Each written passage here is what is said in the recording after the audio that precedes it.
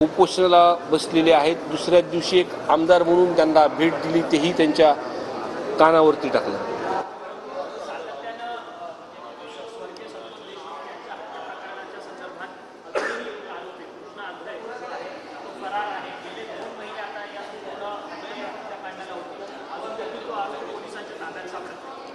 मला वाटत नाही आता तो आरोपी जो काही व्यक्ती एक राहिलेला आहे तो काही सापडणार नाही। जी काही सुरुवातीचं जे काही आपण समीकरण त्या भागातले बघतो, जेव्हा काय एखादा विषय त्यांच्या अंगलट येतो तो माणूस कधी सापडत नाही असं दिसतं। आणि मला वाटत नाही हा माणूस सापडेल तुम्हाला,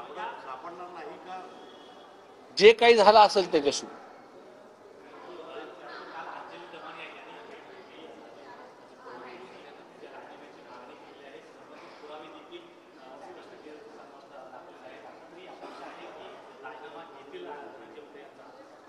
मी अजितदादांच्या नेतृत्वाखाली काम केलेलं आहे।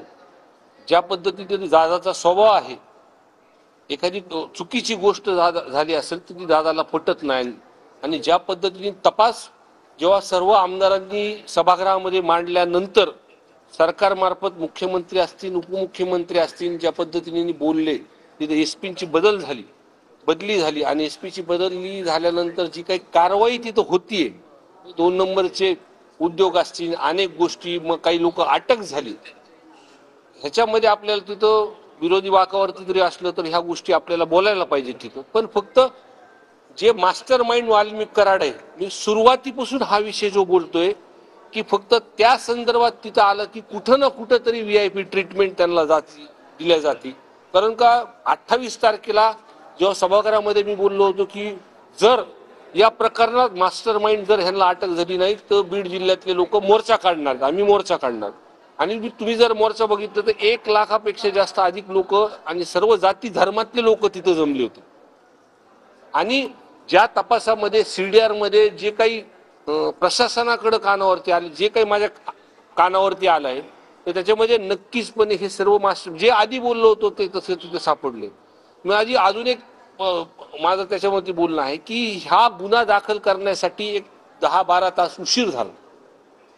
या 10-12 तासामध्ये तिथले SP असतील, त्या भागातले त्या डिव्हिजनचे जे DYSP असतील किंवा त्या पोलीसचे जे काही प्रशासन असतील, कुणी वरद हस्तांनी त्यांना फोन तिथं केले, गुन्हा डिले करायला उशीर केला।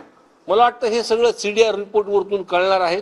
हे सर्व माहिती घेऊन नक्कीच धनंजय मुंडे साहेबाला राजीनामा द्यावा लागेल।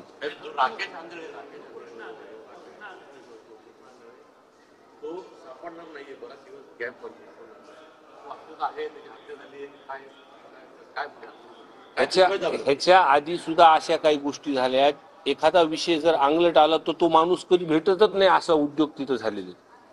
आणि तुम्ही बघत असताल की प्रत्येक जण आज कुठं ना कुठं देशमुख अण्णा म्हणजे ह्यांच्या कुटुंबाला, संतोष अण्णा देशमुख यांच्या कुटुंबाला न्याय भेटतोय, अटक होते, वाल्मिक कराड अटक झालाय, हे बघून ज्यांच्या वरती अन्याय झालेत, अशा पद्धतीची घटना तिथं घडल्यात, जे आतापर्यंत दबावामध्ये होते ते लोक पुढे आले आणि ते पुढे येऊन मोकळेपणाने मोकळ्या श्वासाने बोलतात।